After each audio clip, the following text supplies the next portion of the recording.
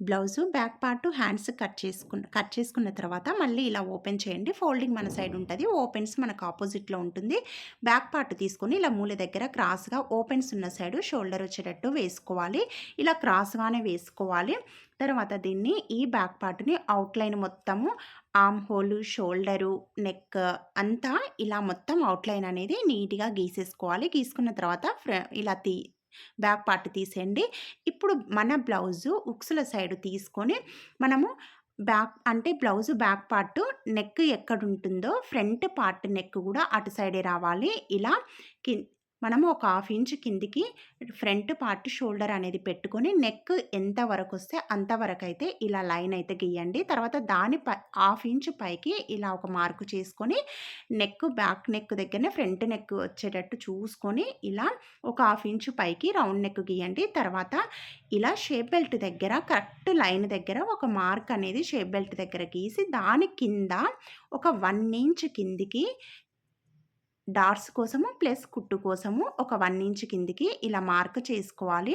ఇప్పుడు షోల్డర్ మధ్యలో ఇలా పట్టుకొని కింది సైడు ఇలా మనకు డాట్ అనేది ఉంటుంది. కరెక్ట్‌గా కుట్టు దగ్గరికి ఇలా పట్టుకోవాలి. పైన మనము లైనింగ్ మీద కరెక్ట్‌గా ఆ షోల్డర్‌కి ఇలా మధ్యలో పెట్టేసి ఇలా లైన్ అనేది మధ్యలోకి స్ట్రెయిట్‌గా రావాలి.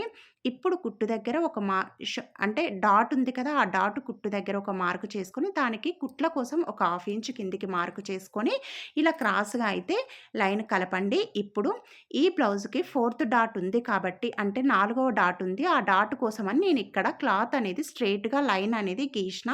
మీరు మనము ఇలాగే పెట్టుకోవాలి మార్క్ అనేది. తర్వాత మనం ఖర్చు కోసం 2 ఇంచులు వదిలేస్తాం కదా! అక్కడ ఇటు సైడు వదిలేయండి ఖర్చు కోసం. తర్వాత ఆర్మ్ హోల్ ఒక 2.5 లేదా 3 ఇంచుల దగ్గర ఇలా మార్క్ చేసుకొని ఆ రెండింటికి ఇలా మధ్యలో కర్వ్ తిరిగే దగ్గర ఇలా 1/2 ఇంచ్ కిందికి మార్క్ చేసి ఇటు లైను, అటు లైను మార్క్ చేసుకున్న దగ్గరికి ఇలా రౌండ్‌గా కర్వ్ అనేది తిప్పేసేయండి. చంక లోతయితుంది.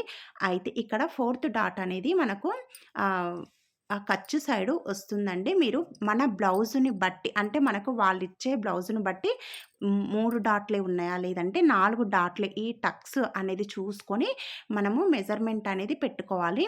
ఇక్కడ నేనైతే నాకు ఖర్చు సైడు ఈ బ్లౌజ్‌కి 4 టక్స్ ఉంది కాబట్టి నేననేది ఇలా షేప్ అనేది బ్లౌజు ఇలా వచ్చేస్తుంది మనకు. ఇక్కడ నుండి ఇలా క్రాస్‌గా కట్ చేసుకొని ఇక్కడ నుండి స్ట్రెయిట్‌గా తీసుకోవాలి. పైకి కట్ చేసుకోవద్దు. ఎందుకు అంటే 4వ డాటు మనకు ఇక్కడ ఇదిగోండి స్ట్రెయిట్ ఇక్కడ మనకు 4వ డాటు ఇలా క్లాత్ అనేది పోతుంది కాబట్టి ఇలాగే కట్ చేసుకోవాలి. నచ్చితే లైక్ చేయండి. ప్లీజ్ సబ్స్క్రైబ్ చేసుకోండి.